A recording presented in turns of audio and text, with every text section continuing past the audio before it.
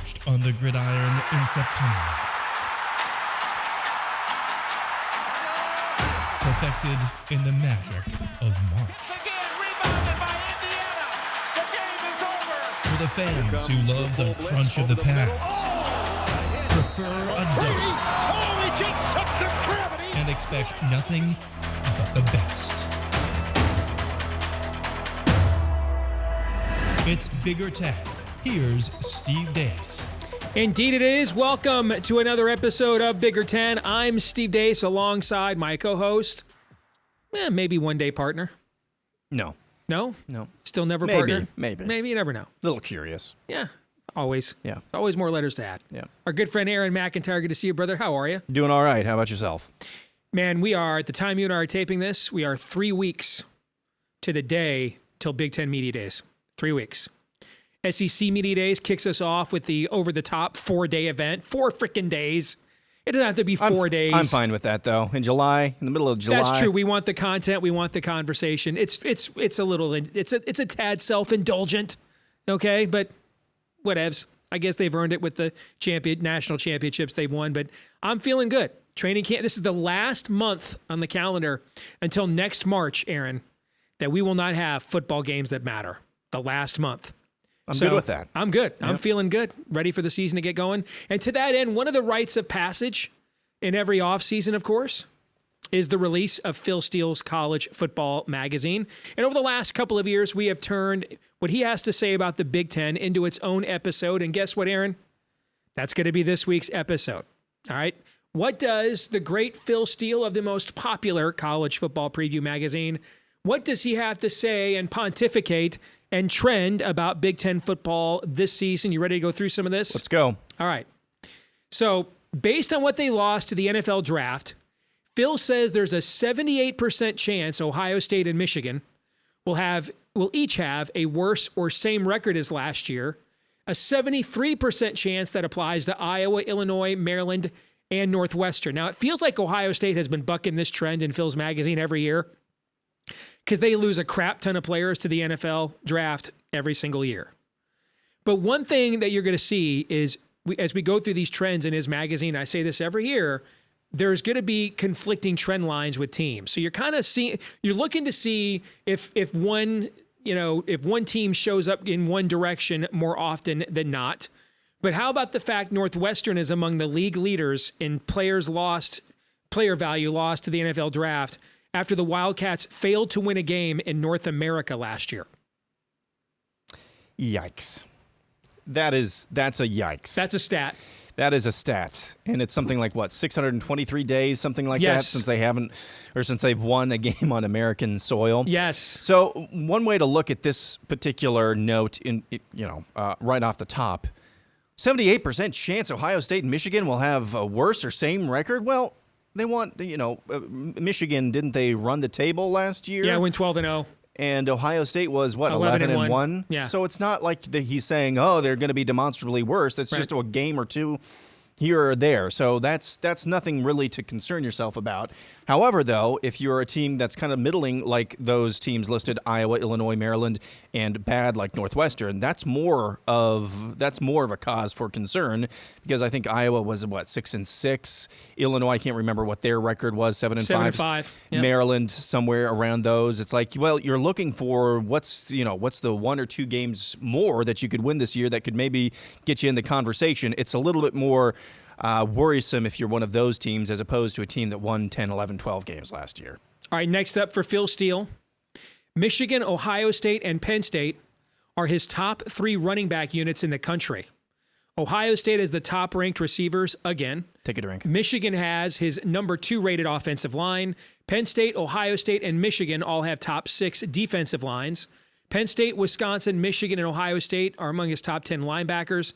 Penn State, Iowa, and Michigan among his top 10 defensive back group. Those are his unit ratings. Nothing super surprising there. I mean, can you think of, beyond Michigan, Ohio State, and Penn State, can you think of anybody across the landscape of the Big Ten as a unit that has better running backs? I can't off the top of my head. No, I can't either. Number 1 ranked receivers for Ohio State. Again, I said take a drink. Michigan, number 2 offensive line. How far of a step back, though, is Michigan really going to take? They won the Joe Moore Award 2 years in a row. They won't win it a third year just because I don't think anybody can win it a third year in a row, but it's not like they're going to be. We're legitimately 12 deep at the offensive line this year. There's no way it's going to be demonstrably worse.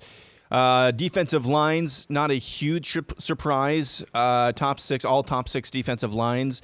You know, the depth there is really in terms of, we're talking about units here, not necessarily the top line guys. Yeah, I don't really think that there's anywhere across the landscape that could challenge that. I think man-to-man, your starting lineups, I think my team like Iowa, I don't know what Wisconsin is, what's sticking around there, or maybe even Minnesota, Illinois, but we're talking about units here. Top 10 linebackers, again, not big of a surprise, and Iowa, Michigan, Penn State, top 10 DBs, nothing super surprising there. Was there anything surprising in that group that really stuck off? No, but I think it just goes to show you in my power ratings, how I have Ohio State, Michigan, and Penn State double-digit favorites over everybody they play this year, except when they play each other, and that bears itself out in his unit ratings there. I mean, they are all over the place, not in the Big Ten, nationally. And I just think that goes to show there's a clear talent separation between them and the rest of the league for sure. All right, next. Northwestern is his only Big Ten bull market team, which means Phil gives the Wildcats 89% odds in this trend to have a better record than last year. But defending champion Michigan is his only bear market Big Ten team. However, that was also true last year as well. And Michigan was the only bear market team in his trend to actually defy that decline, that trend that points towards decline. Not a huge pole vault to clear here for Northwestern, so I'm not really putting a whole lot of stock into that. Not a huge line to clear. You know, Michigan is really good. You know, I think of any team in the Big Ten that maybe deserves a coronation right now, they're the only one. I mean, if this was any other year, any other league, I mean, they have the least amount of questions basically across the board, I would say. Mm-hmm. You would be coronating them before the season even began, and so but at the same time, it's not difficult for you to see them losing a game. So, you know, that's not really hard to put them in bear market territory as defined by Phil Steele. So again, nothing super surprising here. I mean, the Wildcats. That's an important point. Michigan could have a 100% increase in losses from last year. Correct. And be 11-1. That's correct. And I got to tell you, damn, it feels good to say that. That feels good to say. Good for you. Yes, good for you. Thank you. All right, next, based on Phil's strength of schedule metric, there's an 88% chance Iowa, Wisconsin, and Northwestern have the same or better record than last year. So already you're seeing Northwestern show up in several trends, most of them pointing towards positive angles. 86% chance that Minnesota and Purdue have the same or worst record, according to that same metric. Purdue and Michigan State have by far the toughest schedules in the Big Ten this year, according to Phil Steele. Well, Minnesota losing a lot, Purdue losing their entire offense, and they have a new head coach. So that's not really a huge surprise to me. I think if there's one of those two teams that could buck that trend, just based on what we've seen in the preseason and what we saw in spring practice, as we discussed as well, Minnesota probably has the better chance to buck that trend. And yeah, the toughest Big Ten schedules, Purdue and Sparty. I mean, this is coming up. We'll talk about this maybe a little bit more in our poll of the week, or Twitter poll of the week. Yeah, those teams could be in for a really difficult season. And I'm just going to ignore Northwestern in terms of these metrics, again, that show them having a better record. That's not really a huge vault to clear.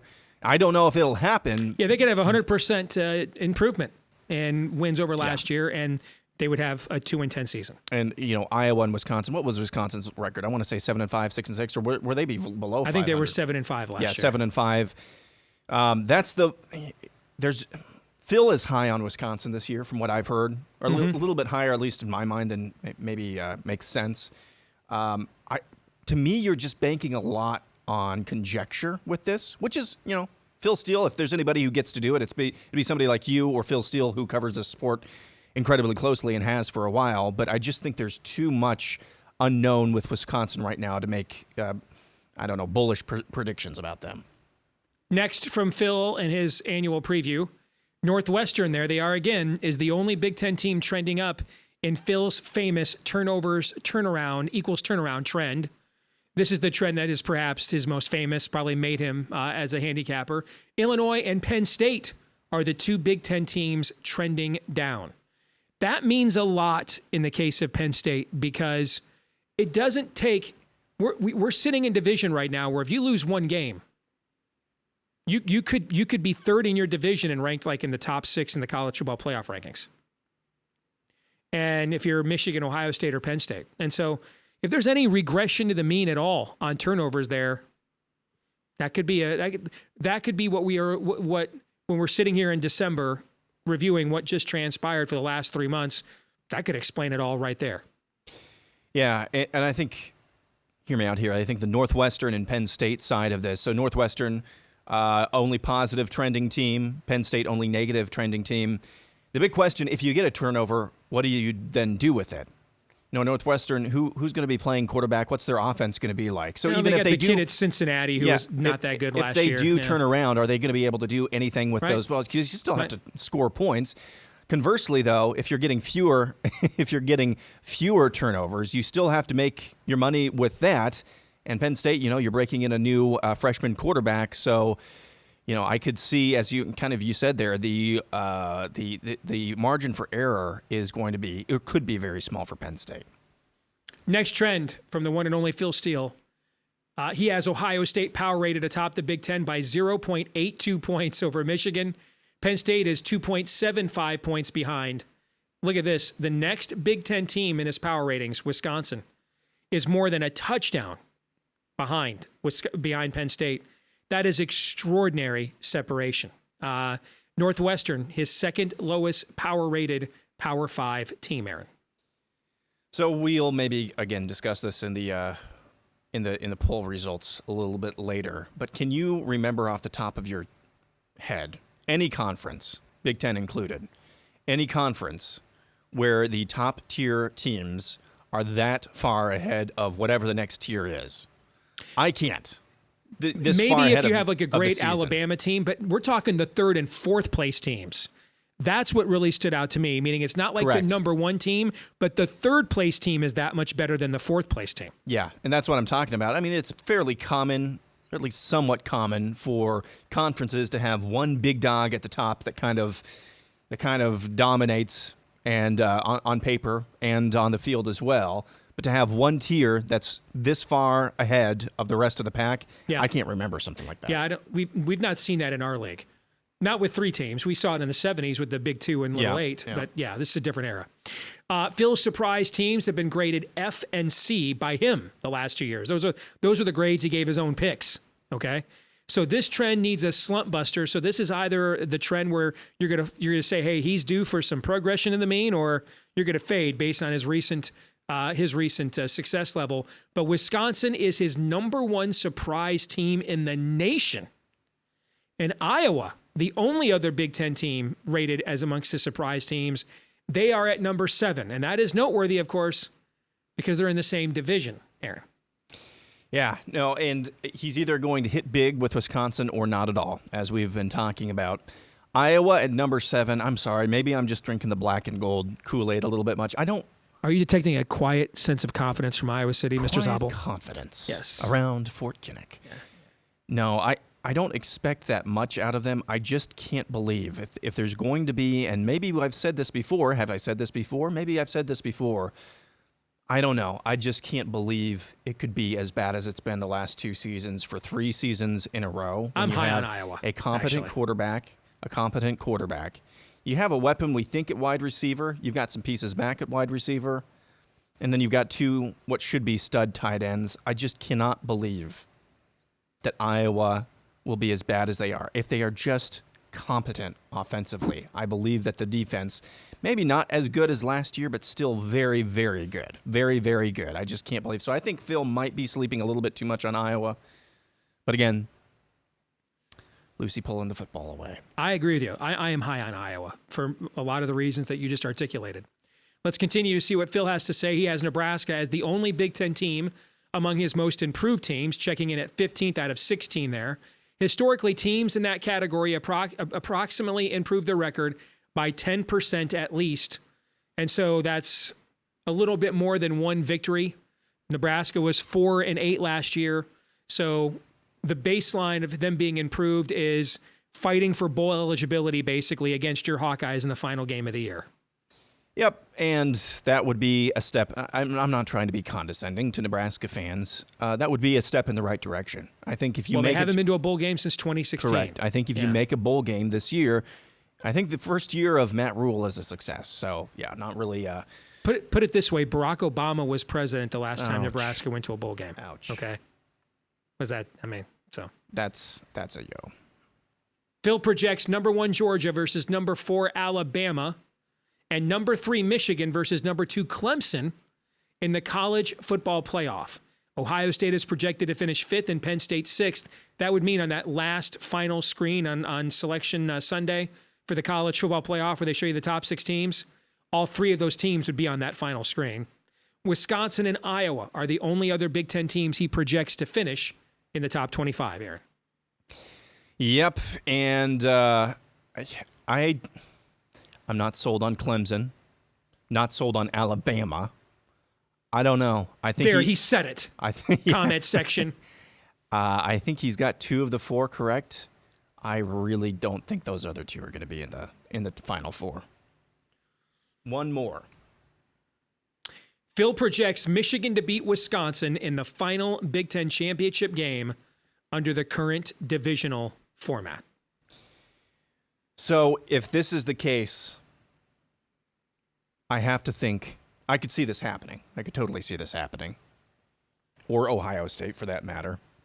Or Penn State, for that matter. Or Penn State. I have to think, Steve, at some point, one of the Big Ten East teams is just going to face plant in the Big Ten championship game. Maybe that's this year. It just has to happen at some point. So that's all I'm going to say about that. So that's what Phil Steele has to say. Will he be right? Will he be wrong? That's why we play the games. When we come back, we will play our game of Would You Rather next. All right, Aaron, here it is. Time to play Would You Rather. I start with one for you. Would you rather leave the Big Ten championship game in centrally located Indianapolis or move it to the Rose Bowl as the new permanent home when USC and UCLA come into the league next year? Well, I'm already on the record. Last year when I was kind of spitballing my ideal divisions during all of the realignment talk, I said, you have a quarterfinal or a semifinal for the Big Ten Conference. And this was kind of back when I was in the mood of let the other conferences go bugger themselves. Let's just make the most of the Big Ten while we can. Have a Big Ten semifinal, and then you have a Rose Bowl championship game. It's not the Big Ten championship. It's just the Rose Bowl championship game. Now it happens to be for the championship or the championship of the Big Ten, but I'd be totally in favor of that. Okay, I love Indianapolis. I've never been to Indianapolis. I think it's fine. I think it's a good central location. It's Indianapolis. That's where every single convention is on the face of the planet, seemingly. That's where the NFL. That's where everything is. Go somewhere storied. Go somewhere meaningful. Because I think the Rose Bowl. I don't know what their plans are.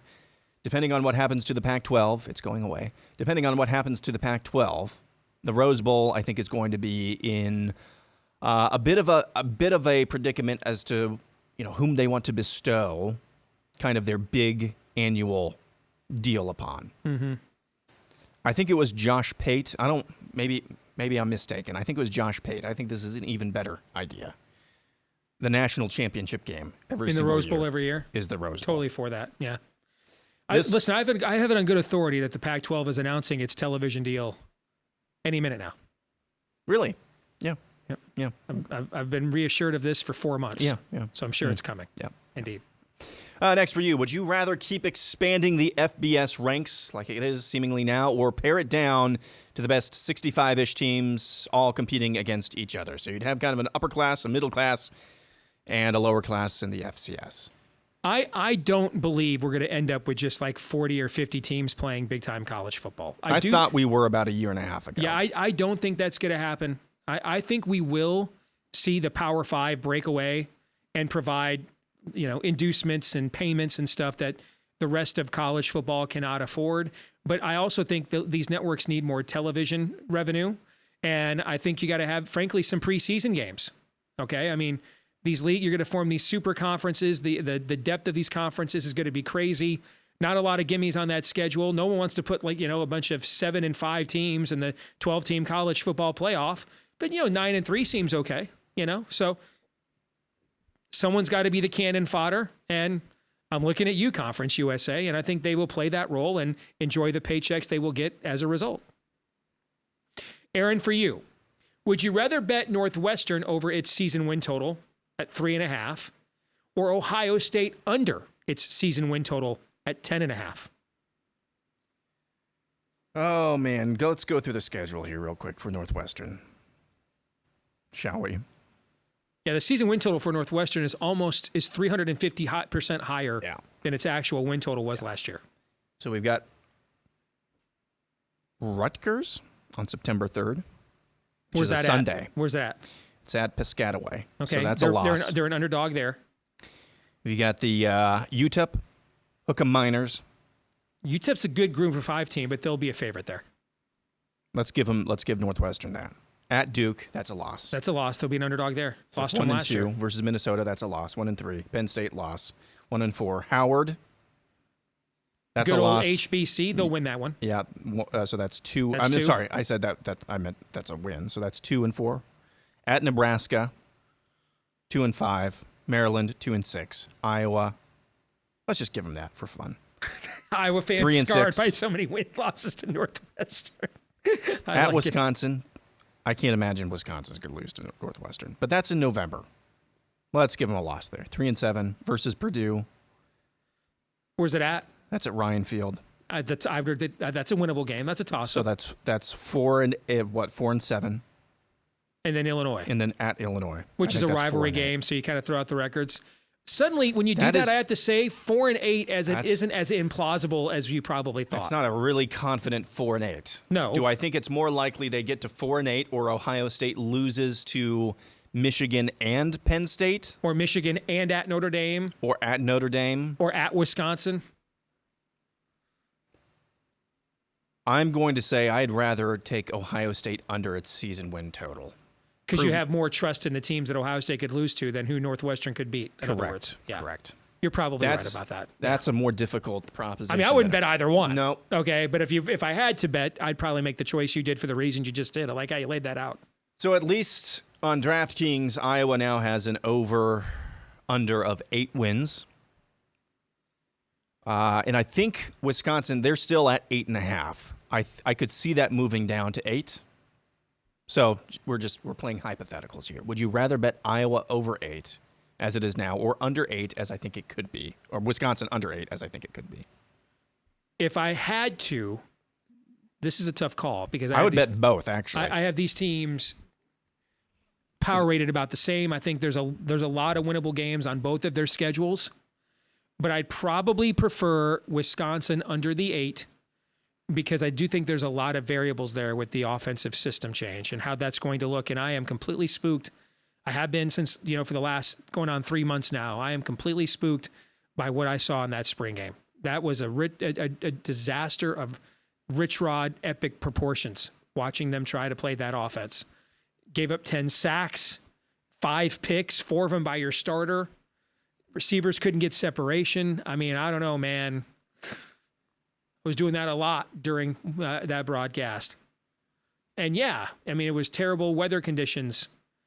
That's Wisconsin from like the late October on. That's what it's like, so good luck throwing the ball 40 times a week in that weather. We'll see, but I wouldn't bet either one because each of them have very favorable schedules, and 8's a pretty good number.